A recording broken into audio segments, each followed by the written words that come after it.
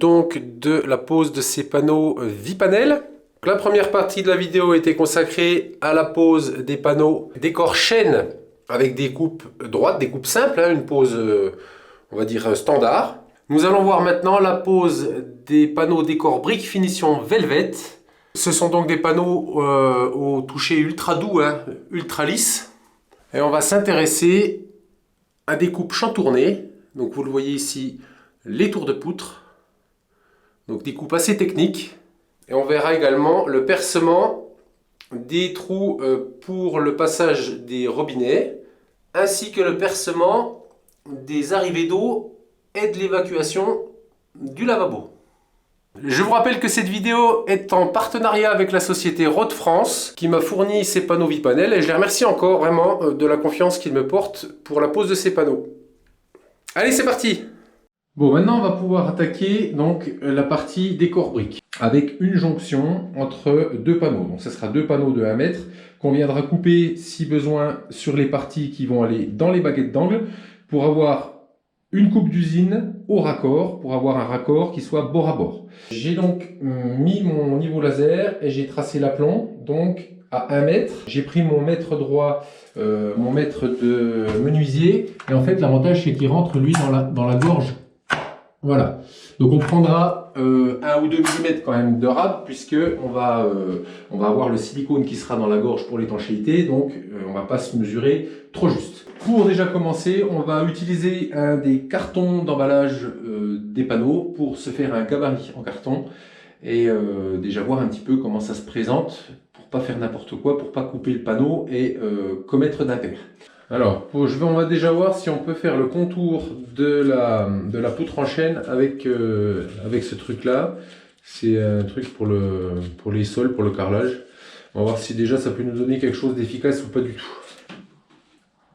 Parce qu'il nous faut la distance après, de toute façon. Ici, j'ai 84,4. Et au-dessus... Au-dessus, j'ai plus, j'ai 84,6. Je suis bien d'aplomb ici, hein, on a mis le laser là. Donc là, il n'y a pas de souci. Donc on peut bien prendre dans le fond de la gorge pour prendre la côte. Et c'est bien là, en fait, que je pars légèrement en ouverture de 2-3 mm. Voilà.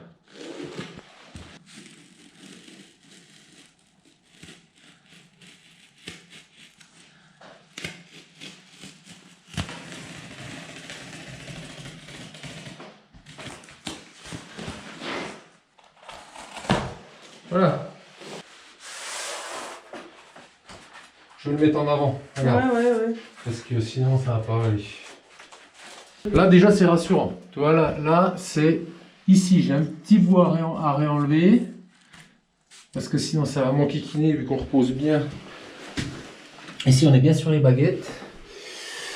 Et ici là ça manquerait de remettre un petit bout là. Faut qu'on se fasse un petit dessin. Ici il faut qu'on pense à remettre un petit angle. Il y a un trou là. Et là il faut que je coupe ça là. Attends, je coupe. Parce que sinon, voilà.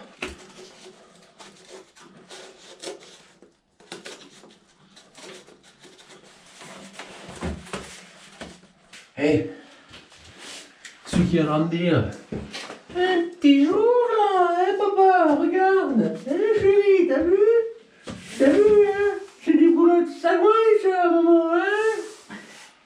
Allez, viens, on va regarder la chanson. Hein.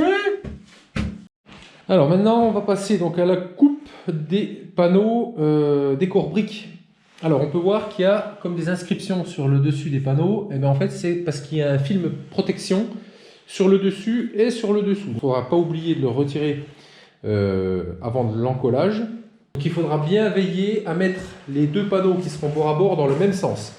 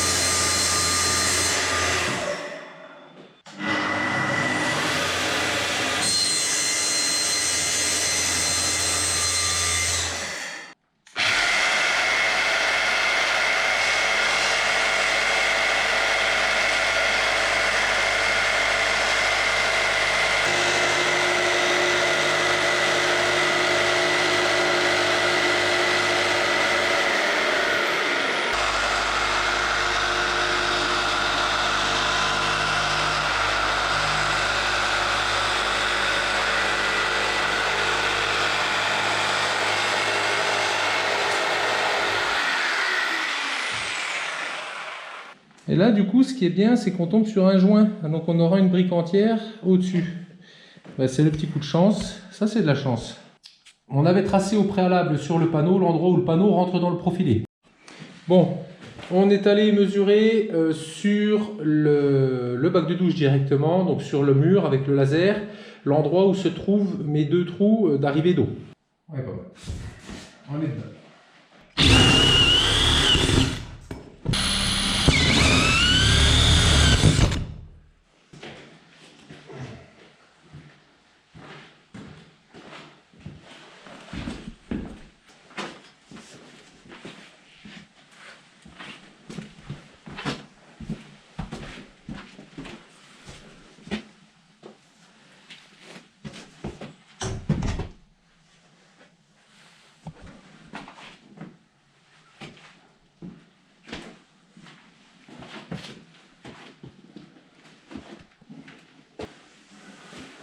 Ah,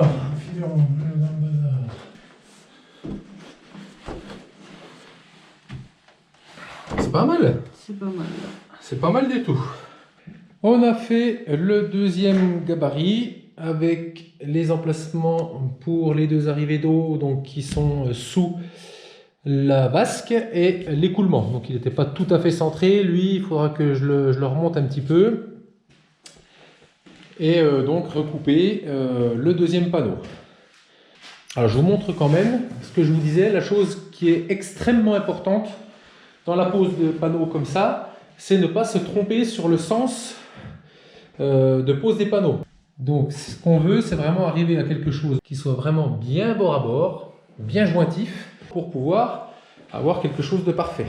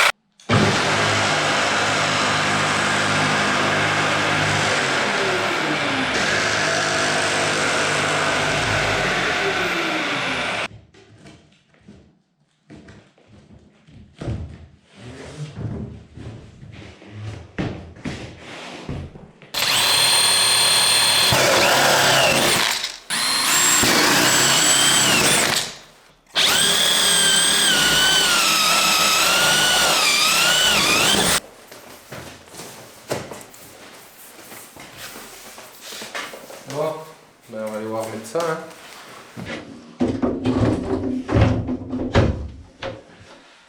Voilà. Là, je repose sur le tuyau d'égout. Voilà, quand ça repose là, C'est on est bon. pile poil là-bas. Ici, je peux ramener là. Là, on sera tip top. Il faut que je rabouine un peu la poutre ici parce qu'elle ne se plaque pas comme il faut. Et ici, ici on est pas mal. Hein. Alors pour les collages bord à bord, donc Rode préconise l'utilisation de ce genre de bandeau métallique en acier qui sera collé, alors soit au scotch double face, soit directement avec la colle que j'ai utilisée pour mettre les panneaux. Et ensuite on va venir y mettre plusieurs aimants qui vont venir plaquer les panneaux bord à bord, l'un à côté de l'autre, pour pas qu'il y ait de désaffleurs lors du collage. Alors petite astuce, vous le voyez, moi j'ai mis de l'adhésif sur l'aimant, comme ça si vous récupérez de la limaille dessus, vous changez l'adhésif et vous êtes quitte d'avoir l'aimant qui est plein de limaille et qui risque de venir griffer le panneau lors de la pose. Bon, j'ai nettoyé mon support, j'ai fini donc de rabouiner, hein, n'est-ce pas? J'ai fini donc d'enlever un petit peu ce qui était en surépaisseur ici, qui empêchait ma plaque de plaquer correctement. Donc je vais mettre de la colle sur mes deux morceaux, mes deux plaques métalliques.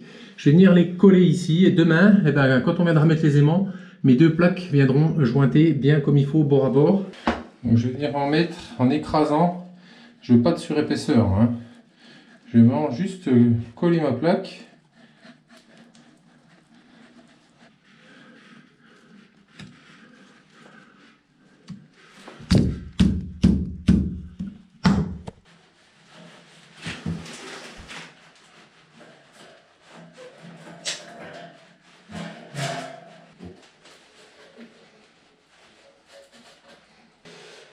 Hop, ici, la fleur. En bas, on est pas mal. Voilà.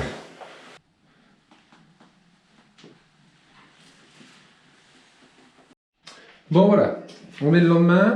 Je suis venu remarquer à l'endroit où doivent se joindre les deux panneaux pour me faciliter la mise en place. Il faudra vraiment que je fasse très attention à ce qu'il soit bien jointif. Je suis venu remplir l'espace qu'il y a entre la cloison et le fermacelle avec du silicone cristal. Voilà.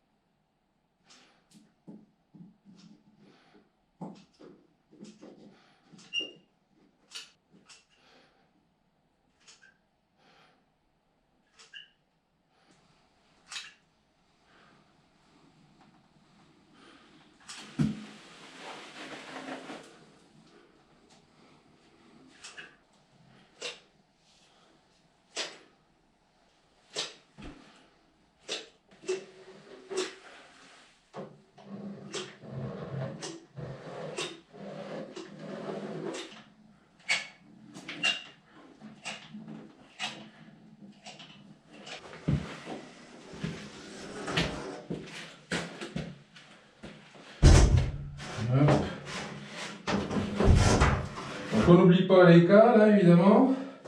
Donc là je vais m'aider des trous, je vais déjà le mettre dans sa rainure.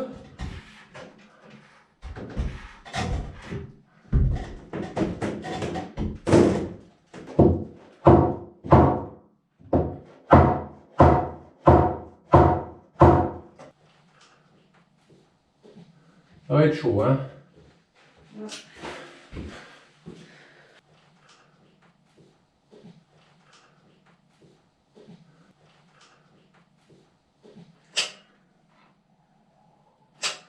T'as déjà mis le silicone sur le profil d'angle? Oui.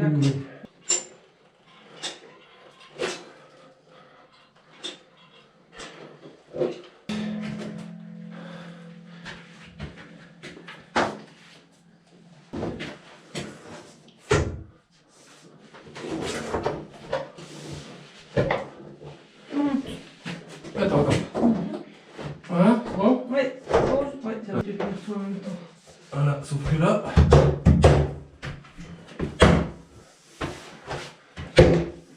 Alors attends, là-haut, il faut que.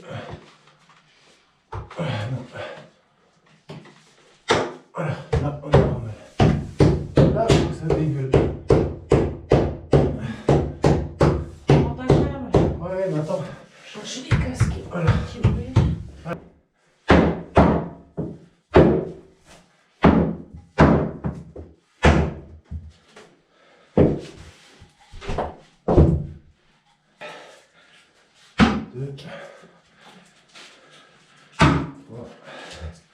Le 15 au-dessus.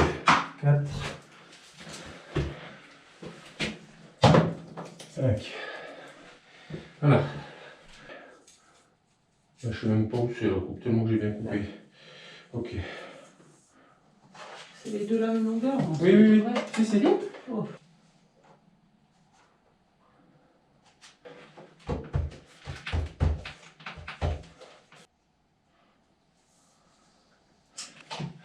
Là, je me mets à fleur.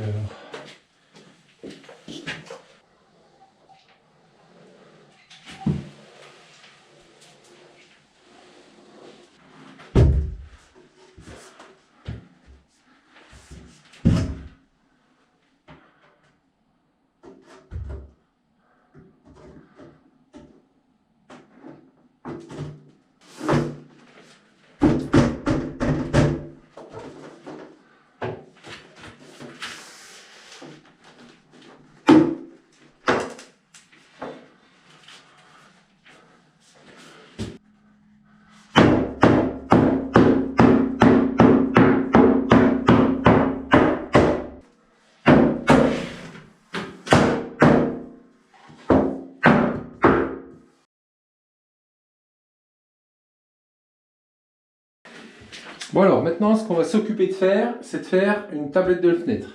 Alors, je vous montre rapidement. Marlène a terminé donc le silicone, donc blanc. Elle s'est vraiment bien appliquée, c'est vraiment net, c'est chouette. Elle a bien bossé. La peinture blanche du plafond est terminée. Donc il y a des petits défauts puisque c'est une peinture dite écologique, donc qui est assez épaisse, qui est très couvrante, mais voilà, il y a des petites aspérités, mais bon, qui sont inhérentes à la peinture. Elle m'a également fait un petit cordon silicone ici, qu'elle a passé à la peinture, donc du coup on n'y voit rien du tout. Donc la première chose primordiale à faire, ça va être de créer un gabarit en carton. Comme la pose des panneaux, je ne saurais que vous conseiller de le faire pour vraiment vous rassurer déjà, parce que si le gabarit match, eh ben, votre bois matchera.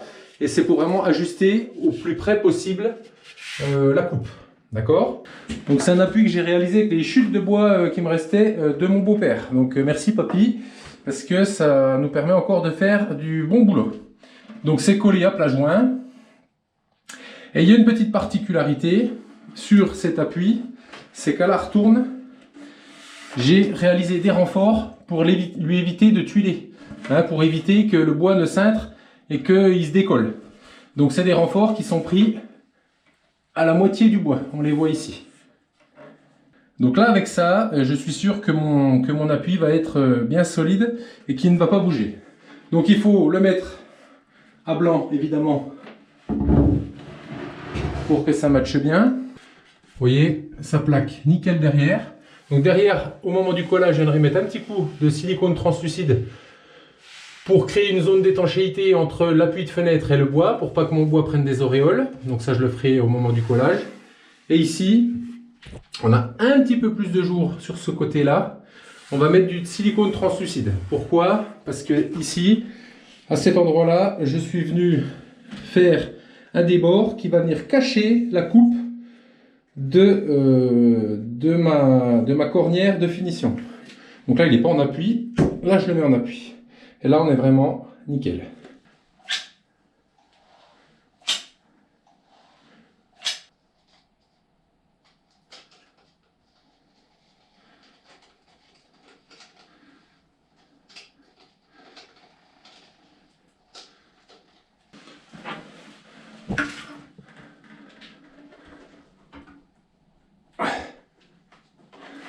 Voilà.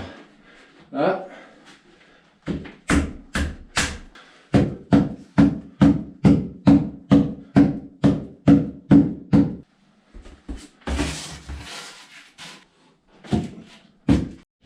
Voilà, avec deux briques.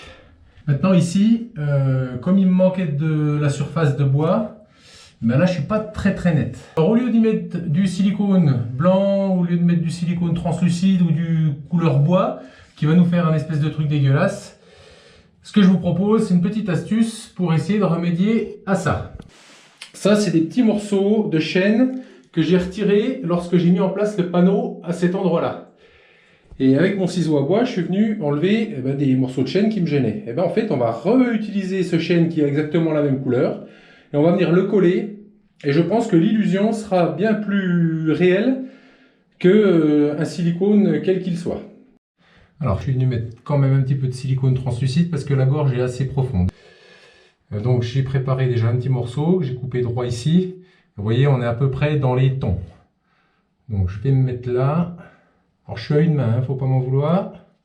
Et ben, je pense que c'est quand même plus propre qu'un gros trait de silicone dégueulasse. Voilà, on pourra terminer donc tous les silicones correctement après.